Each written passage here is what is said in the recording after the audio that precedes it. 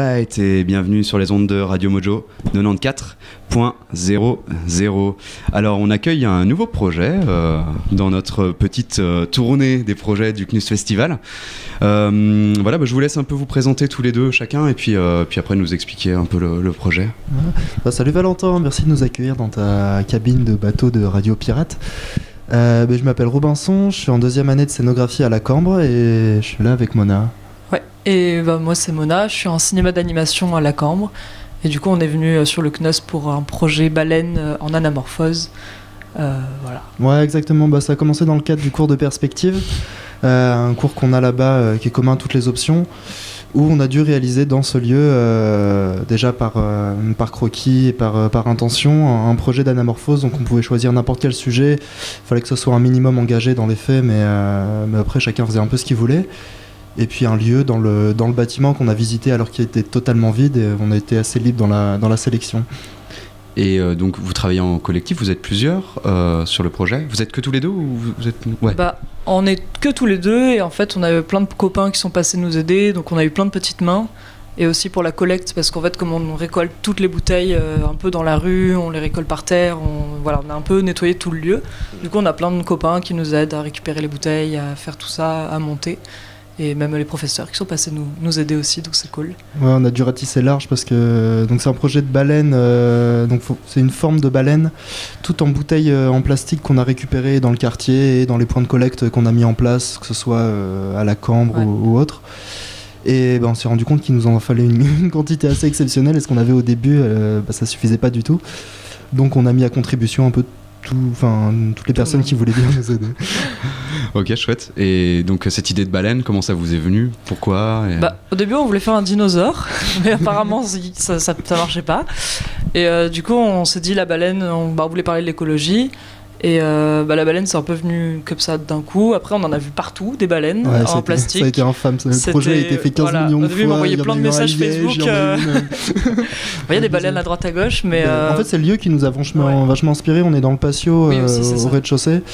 Et on voulait faire quelque chose un peu intérieur-extérieur, parce que les barreaux du patio faisaient un petit peu genre barreaux de prison, barreaux de zoo. Et ça se prêtait bien à un projet de défense de cause animale comme ça, sachant que la baleine qu'on fait du coup quand c'est à l'extérieur du patio c'est en mode plein si tu veux, et quand c'est à l'intérieur du patio c'est plus que le squelette. Donc on a une espèce d'effet comme ça. Où elle sort jusqu'à retrouver la liberté. Et alors pour les gens qui peut-être connaîtraient pas ce terme, mais est-ce que vous pouvez expliquer ce que c'est qu'une anamorphose ? Ouais, du coup, c'est en fait on va créer une espèce d'image, mais elle va être déconstruite. Et en fait, si on regarde cette image d'un certain point de vue, on va avoir la vraie image, par exemple notre baleine.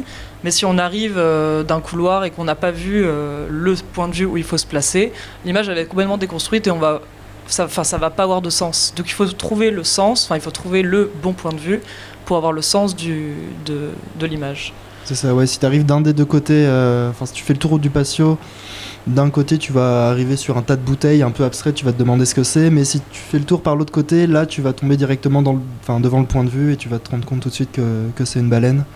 Faut chercher un peu. Oui, il faut chercher un peu. En plus, on l'a fait à notre point de vue, donc c'est un peu haut, on est tous les deux grands. C'est ça. Désolé. Non, mais c'est vrai ce que vous dites, parce qu'en fait, moi je me suis aussi baladé dans le lieu un peu avant, et c'est vrai que j'ai vu ces bouteilles sur le mur, et je me suis demandé ce que c'était, et c'est là aujourd'hui, en vous rencontrant, que j'ai compris que c'était une anamorphose, du coup... Oui, en plus, t'as dû voir le projet pas fini, donc raison de plus pour rien comprendre.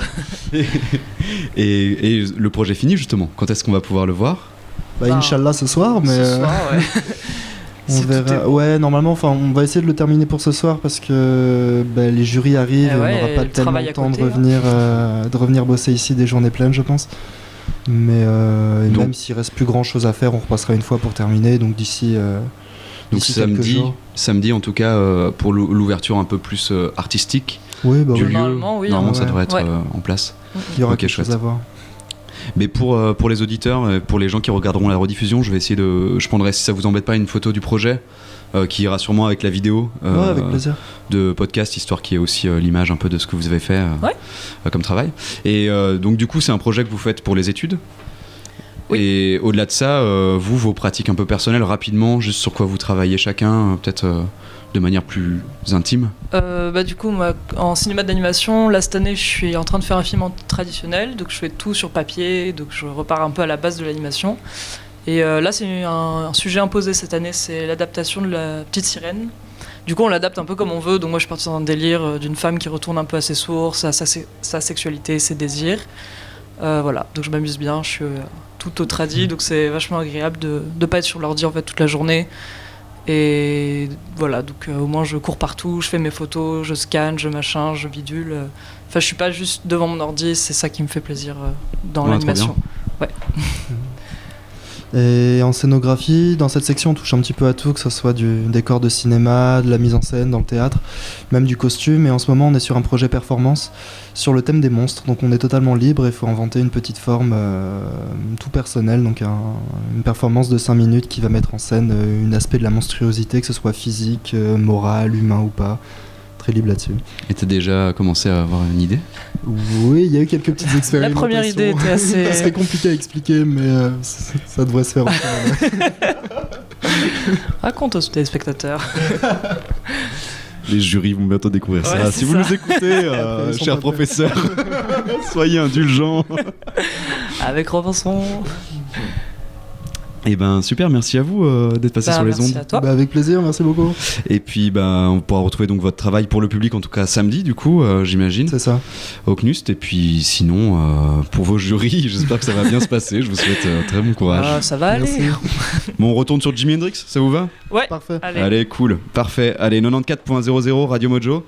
Bien à tout à l'heure pour de nouvelles aventures. Ciao.